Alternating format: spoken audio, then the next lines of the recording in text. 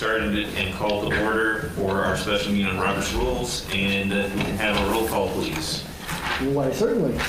Ms. Bourne. Here. And Ms. Coolman. Here. Ms. McCurney. Here. And Mr. Matuzak. Here. Mr. McCarthy is not here. Mr. Smith. Here. Mr. Van Huzen. Here. Thank you. All right, thank you, Dave. And Sarah, if you'd like to just take the mic. Thank you. As you all know, there was a request for, I think by Kim actually, by Councilman McCarthy, that we do a refresher of Robert's Rules for all of us. Please keep in mind that whatever we learn tonight, this is a guideline. It is not in any way, we have to follow this to the letter. Everything has to be exactly this way or the world is going to end. I know, Councilman Matuzak, you're very disappointed. I can see it on your face. But this is a guideline to get us started and to give us a path to follow forward. This is my friend Patty Wise. She is with Spengler Nathanson and has graciously agreed to do this refresher for all of us this evening, which will hopefully be about 20 minutes or so. And if there are questions at the end, I'm sure she will take questions. Sure. Thank you all. Thank you, everyone. I'm going to take this off so you can hear me a little better. Robert's Rules of Order. You couldn't sleep last night, right? I mean, I couldn't. This is exciting. Actually, it's maybe not the most exciting topic, but fairly important. So I've decided to do this in the format. You'll see it makes logical sense, but I'm going to do this as a true and false quiz. But I won't put anyone on the spot. You can just kind of put your answers down for yourself and see how you do. The first one would be, is Robert a first name or a last name? And that gives you a little bit of a background as far as, it's not even true or false, right? I didn't even use the right format. But that gives you a little idea of maybe who is more experienced. I think a fair number of people do think that Robert is the first name of someone. It is not. Is the person a male or a female? That's a great question. Male. He identified as male. It was long in the past. So 1876 would be the first time that general, he was an army general, he put together these rules, and his family actually maintains the rules to this day. So they are, as Kate said, guidelines, guidance, and you probably know your own city council rules. You make some exceptions to Robert's rules in some situations, which is entirely appropriate. But they are pretty good guidance for running meetings and for avoiding people talking over one another, for providing some order and fairness to speakers. So when I say chair, as we go through this, that refers to both the chair of council when you are in session as a committee of the whole or as the council, or it will also refer, I know each of you are the chair of a committee, so it refers to you in that role as well. So the first question, the chair must call for a vote, and I'm going to my true and false format here. The chair must call for a vote on every motion that is made. And again, I won't ask you to respond, but true or false? The answer to that is false. Now, the reason though is maybe something you're not as familiar with. If it appears to the chair, and again, a committee chair or a chair of council, the chair of council, that an amendment to a motion or even a motion is unopposed. So if it appears that it is without controversy, the chair does not have to call for a motion, does not have to call a question. The chair can simply ask if there is any objection. And so if there's no objection, the chair may declare the motion or the amendment adopted. This is the procedure you often see for an approval of, say, the minutes or a consent agenda, because often those are without any controversy. If even one member objects, however, then the motion or the amendment must be debated and voted upon. So this is the only time that the chair does not have to call for a vote on a motion. This is a very limited exception. All right, second, the chair can make motions, true or false. And the answer is true. However, the chair can only make or second motions when the chair is not presiding. All right, so the chair has all of the same rights and privileges of all of the rest of the members of a body. But we know the chair must always be impartial. So if the chair does wish to exercise any of those rights, such as making a motion, seconding a motion, talking in favor or against a motion, then the chair has to relinquish their role as chair for that discussion. Your council rules, I noted, also say that during executive session, the chair has all of the rights. So in that situation, then the chair, and we know that you do a roll call vote, the chair does vote in matters that go to executive session. So the chair can make motions, yes. Are you familiar with how our committees work? I'm somewhat familiar, but, We basically have 3 council members on the committee and one's the chair. right. And each council member is the chair of one of our committees. Can you kind of explain how you would go through some draft legislation that's being presented to a committee where the chair would have to relinquish his or her chairmanship in order to exercise those privileges? I'm trying to picture how that would work. Sure, because the committees are so small. Now, I will say that Robert's rules themselves reflect that when you have such small bodies, that you might set aside any of the procedural issues. And again, as Kate said at the beginning, these are guidelines, but I think for particularly small groups, you may choose to kind of set aside some of the formality of Robert's rules. But on the other hand, I don't know that I'd be so quick to do that, because sometimes that then kind of defeats the whole purpose of Robert's rules, which is to have fairness and some kind of impartial procedure so that people can be heard. I think it would work the same, though, right? That the chair would relinquish to another member, because you've only got 3, you would literally have to say, I want to be involved in this discussion, or I want to make a motion or second the motion, so I'd like for one of Somebody you. else would have to be the chair or Would be the chair. participate then. Exactly. Well, they would participate because, and we're going to get to that, because the chair still has a role.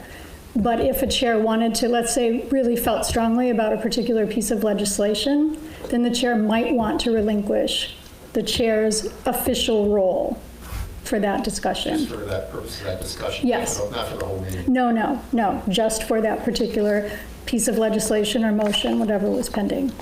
All right. There's also a procedure where a chair can assume a motion. And again, this is really a technique not for the chair to express any personal feeling or support for a particular action. It's to expedite business. And this might be something that would be especially useful in small committees. But assuming a motion is really just a method to save time. It's done when the chair knows that there needs to be a motion, there should be a motion, maybe a report from a committee is being presented, but the chair or the person presenting the report fails to make the motion to recommend that the committee's work or report is accepted. The chair can go ahead and assume the motion. That means that the chair simply states the motion. So the chair might say, the committee's proposal is recommended, and literally state the motion. And that sounds like the chair is making a motion, but this is not at all when the chair is in support of or against a particular action. It's just to expedite business, and it should not be used in a substantive way. So it's just a tool to keep things moving. Okay, so I would, so with our committees being smaller, there's usually not as much citizen involvement in those committee meetings, generally speaking. Right. A lot of times, it seems like we just have discussion based off the agenda. There's really not a lot of formal motions made unless there is that controversy where it seems like one person. Are we okay to continue operating that way, or would you suggest that we, because I would say we go off the agenda, we kind of have a discussion. If there's recommendations from the administration, we review that openly in discussion, which would generally come after a motion. But there's It should come after a motion. Okay. Yeah. So you would recommend we start our agenda items with motions to? Yeah, I think my answer is yes and no. So I'm fulfilling the good attorney role here. But I think that you make a great point, right? It sounds like that facilitates your business and things keep moving. And for the most part, just discussing matters is probably fine. I would say, though, that you probably want some structure around issues that are going to require a vote, because otherwise you're going to risk, if you don't have any procedure, right, and then there's a dispute or a disagreement and you've got kind of a 2-to-1 situation, which can often happen with 3 people, you're not going to have anything to fall back on. Right, so I think when I'm saying yes and no, I'm saying that there's a lot you could probably just discuss, talk through. But on the other hand, I don't think you want to be without formal procedure, because you'll run into problems. Okay. Okay? Yeah. Is that a good kind of non-attorney answer, I'm just trying to, non-answer? like, because I would say in our committees, for the most part, in my experience, would be, we don't even know that it's going to be controversial until we start having that Sure. discussion. So Sure. if we're better off just formalizing it from the get-go. If you're going to be taking action, I think that I would suggest that's the best And sometimes approach. we don't even know if we're going to be taking action. We don't know whether it's the first time we're getting into an issue, whether we're going to be adding amendments that need to be represented at a committee level. But I think what I'm getting from you is that if we know an agenda item's going to lead to legislation, it might be smarter just to start the entire thing with a motion. I would do that. I would suggest that would be best, because otherwise I think you could get off track. And I'm going to have a couple of examples of that as we talk. Now, can I jump in a second? You may. Because the committees, by my understanding, never take any action. Okay? They make recommendations to council to take action. Okay? So they might make a motion, but the motion that they're making is only to make a recommendation to council. Okay? The committees have very few powers in and of themselves other than to make a recommendation. Right, so that would be the motion, right? Right. Yes. But they're not really taking any action. Well, formulating the recommendation Okay. and agreeing whether to put that forth to council, that would be an So action. that's like the action at the committee level is basically Okay. what Yes, Sure. yeah, but it's a good point. All right. Back to our true and false quiz.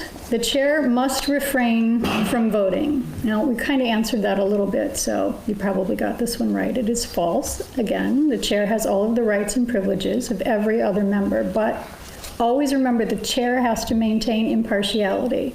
And if the chair cannot or does not want to, if they want to take a strong position, then they need to relinquish the position for that discussion. A chair can also vote whenever vote is by a secret ballot and whenever the chair's vote would affect the result. Now again, with 3, it's pretty obvious, but if a vote results in a tie, the chair may vote to break the tie.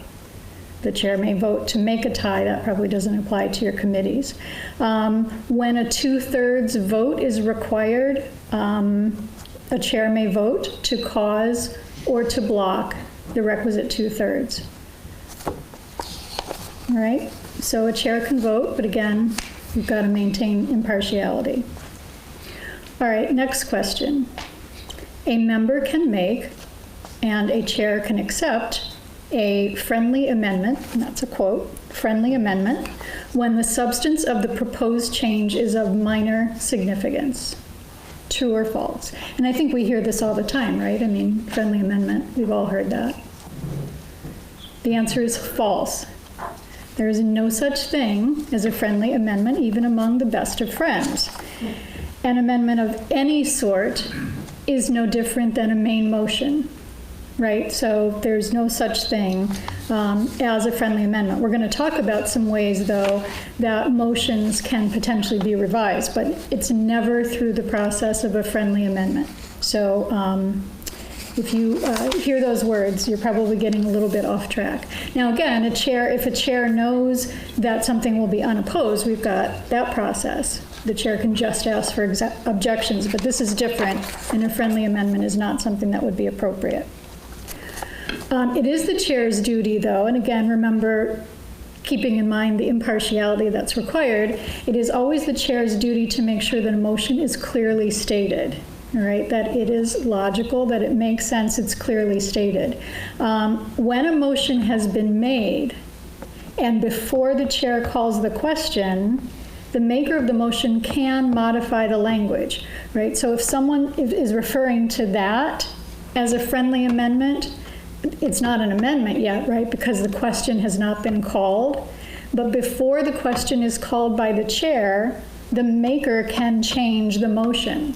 So another member could say, hey, would it be better if we said it this way? For example, the maker of the motion then could say, yes, that would be better. Let me rephrase that, right? So all of that can happen before the question is called. The maker could also say, yeah, no, I don't think that makes sense, but let me say it another way, right? So there's all kinds of revision that can happen before the question is called. Another member might say, hey, you just made a motion to do this certain thing or to accept this certain report, but remember that, and could remind the maker or the potential maker of the motion of some fact. And then the maker might decide to change the motion. So before the question is called, that's not a friendly amendment because it's not actually an amendment, but there can be discussion about revision. Once the question is called, however, that is the motion. I do have a quick follow-up. I know we had some conversation on the chair and the power to vote. Right. There was a mention there about 2/3, and I'm looking at our code here right now as well with the council meetings, and I know our chair of our council meetings is present in the audience tonight. And according to it, and I'm going to look at Ms. Andretto on this one too, maybe get some of your thoughts on this based off of the rule, is that they don't have the power to vote in the event of a tie, but there are some instances where there might be a 2/3 majority vote needed. Is that something that the chair has the power then to vote if it's... So your rules trump Robert's rules every time. Okay, I just wanted So to your check on rule, that. because again, these are guidelines. These are not something that I'm going to call you on Wednesday morning and yell at you because you did it wrong, and now we're going to get sued for not following Robert's rules. These are just guidelines. Okay, and I just wanted some clarification. The because code it about states in... he only gets to vote if it's a tie, which since there's 7 of you, I've always thought was a little weird, but then that trumps everything because that's right. our codified rule. Well, tonight there might only be 6. Right, so then he might get to vote. There was a case recently over a big issue, I think it was Costco. We had 7 members, but I had to recuse myself, so we only had 6. And it was a 3-3 vote on council. So Yeah. our previous mayor had to break that tie. So it was kind of a big issue. Yeah, And it was absolutely. actually, everyone was serious, but there was a tie. Absolutely. So anything in our code automatically trumps anything we're learning tonight. But our code does say that where we don't address issues, we follow Robert's rules, which is why we're doing this. All right. The next question. A member can prevent discussion of an issue or voting on an issue by a motion to table the matter. True or false? The answer is false. So keep in mind that debate is critical to the effective operation of a deliberative body. And if you think about it this way, then it wouldn't seem, I don't think, logical that debate could be suppressed by a majority vote. So the only way debate can be stopped is by a 2/3 vote of the members before discussion has begun. Okay? A motion to table discussion is a common mistake. It's another thing that we hear pretty frequently. It's a common procedural error. The proper procedure to preclude any discussion, right? So this is cutting off discussion before it has begun, is to raise an objection to the consideration of the question. Once a member raises an objection to consideration of the question, no debate occurs on either the motion or the objection. A vote is immediately taken. I can tell you have a question. And so one person has the power to prohibit discussion? Well, they have the power to move to do So that. it's just a motion. Yes, and then there's an immediate vote. Move to object. Right, so as soon as someone says, I object to consideration of the question, then there's no discussion, not of the motion or of that objection. and immediately then the group goes to a vote. You could also make a motion to suspend the rules and agree that the motion relating to the matter at issue is postponed indefinitely. These require 2/3 votes, right? So to your point, one person can prompt that vote, but it would require 2/3 vote to stop that discussion. So if 2/3 of the body then votes in favor of the objection, then there's no further discussion. They've prevented discussion of that issue. If they do not achieve a 2/3 vote in favor of their objection, then things proceed just as they would normally. So let's say somebody does it, they don't say that they're doing it indefinitely. Next committee meeting, is it up for discussion again if they don't object again? Or how do you make it a permanent objection until such time that those 2/3 want to bring it back up? Right, so that's my next example, my next question, but let me just tie this up. Just let me finish this real quickly. A motion to adjourn is also proper, and this kind of gets to your example of what one person can do. A motion to adjourn is proper even when business is pending. If it's passed, and that does not require a 2/3 vote, then the same matter is taken up at the next meeting, right? So that might be appropriate at some point. It should never be used, though, as an obstructionist tactic. That's not the purpose. There should be some other good reason for postponing. Also, and I do want to point out, you have a similar technique in your rules of council, and that's 220.03, and that's a motion to reconsider a vote, and that does not come from Robert's rules, that's you specifically. And that rule provides that no more than once per topic, a member who voted on the prevailing side of a motion may ask for reconsideration. I think that's a really effective tool, so that's something to be aware of too. So what would be your opinion of someone that's not on the prevailing side, making a motion to reconsider? They would be out of And it order. doesn't pass, and so another one is made and it doesn't pass, and another one is made and it finally passes, and every time that motion was made by a person that was not on the prevailing side. Then those would all be out of order. So what's the significance of that? Then I would say point of order, and I would ask that the chair, and this is where, you don't want to set aside all procedure and just kind of, let things proceed in discussion, because that's where you're going to have a problem. So, that's a time that the chair should recognize the point of order and explain that the people who have, What was the chair that was doing it?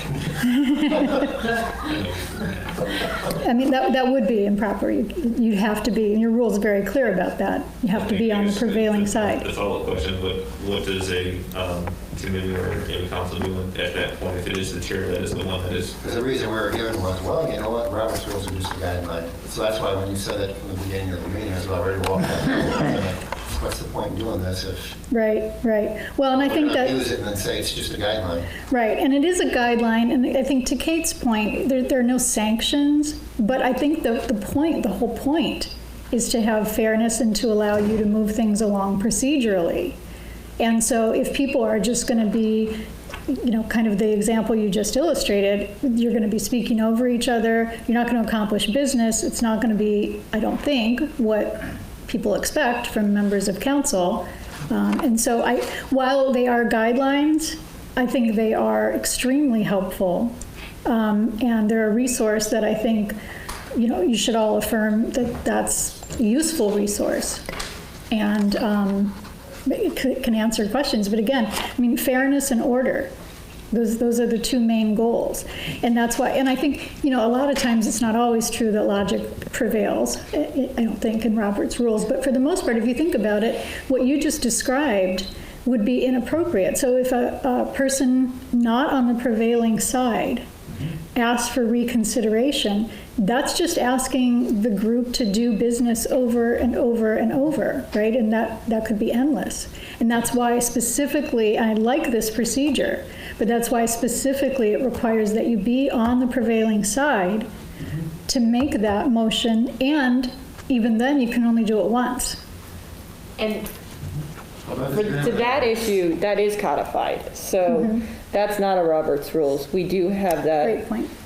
as That's right. as one of our codifications in the code. This only the prevailing side could make a motion for reconsideration and only one time.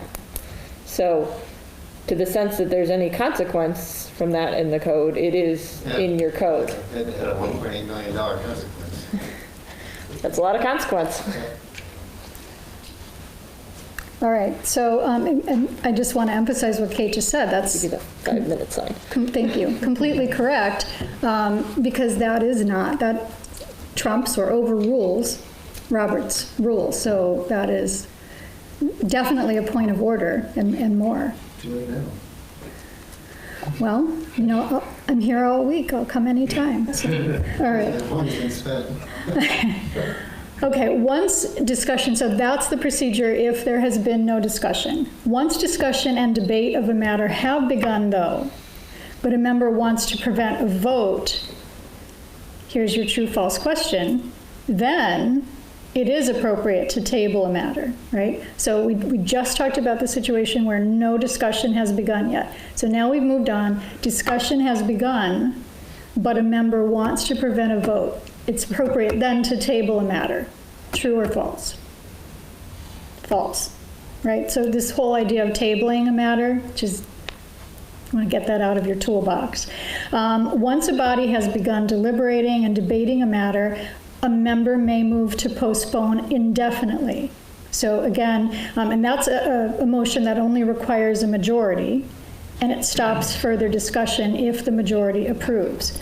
If a member wants to prevent any continued debate for all time, they would call the previous question, and as soon as the chair announces then the motion to call the previous question, they would make another motion to postpone indefinitely. So that's a kind of a two-step motion to stop any and all discussion on the matter. Motion's made before discussion. Yes, that second motion is made, and that requires a 2/3 vote. Okay? All right, I'm going to move a little more quickly. When a member or the chair speaks the words, call the question, or I call the question, then debate must stop. That is false. And again, debate can be long, it can be redundant, it can be irritating, it can be impassioned, but it's important.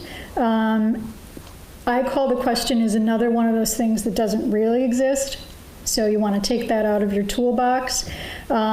If a member does want to end debate, the proper procedure is what we've talked about, those two examples, and again, those require 2/3 votes. If two motions are in conflict, a point of order must be raised prior to a vote on the subsequent motion that causes the conflict. That is false. A point of order can be raised at any time. It can be raised after a vote. It can be raised after a meeting has been adjourned. So a point of order would be appropriate whenever a subsequent motion conflicts or would cause a breach or a violation of something that council already has approved or has in place.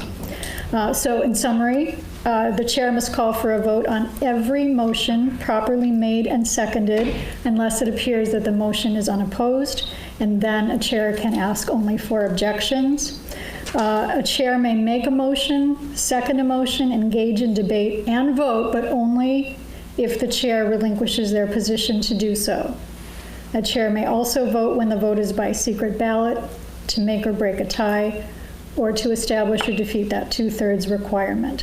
There is no such thing as a friendly amendment. Once the chair has called the question, the motion is as it is stated, and any type of amendment or change after that would be a subsequent motion. Motions to call the question or to table are not going to be things that we use anymore. We understand that. And a point of order is appropriate at any time. That is a very quick summary of Robert's rules. Unless anyone has any other questions? All right. I will mask up and head out. Thank you. Mr. Smith, sorry, Thank you. Mr. Chairman, would you accept a question from the audience? I know we have our council meeting to come to, but I'll take one quick question if that's. Okay. For the record, If you don't mind stating your address for the record, please. John Worser, 25 East Front Street in the city. Ma'am, what I wanted to ask is actually two-part. The first is, if I understood you correctly, the chairman cannot vote in the case of on our three-person committees. So does this mean that all the votes should read, the committee approved 2-0 rather than 3-0? No, Or rejected? I listed some exceptions to Right. when the chair can vote, so no, you wouldn't have a situation where it's just. I'm talking about where it was a simple, a non-complicated vote, and they simply said that the chair asks for the motion, and somebody else has to make it, and then somebody has to second it, and then does the chair vote after that? The chair could well vote after that to make a tie. No, I'm saying if there is no tie, if it's a 2-0 vote. Well, the chair could also vote if it was a secret ballot. I don't know how your, We don't have those.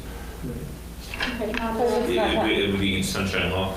right, sure, of course. What if it's not controversial?